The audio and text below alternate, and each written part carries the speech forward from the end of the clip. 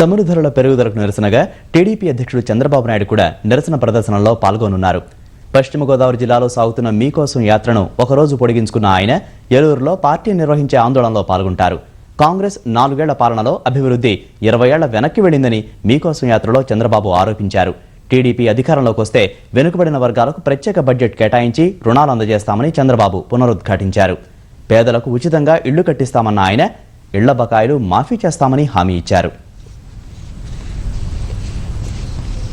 కుటుంబానికి భవిష్యత్తులో 2 బల్బులు, ఒక టీవీ, ఒక ఫ్యాన్ పెట్టుకుంటే ఎంత కరెంట్ అవుతుందో అంత కరెంటు ఉచితంగా ఇప్పిస్తామని కూడా నేను మీ అందరికీ హామీ ఇస్తున్నాను.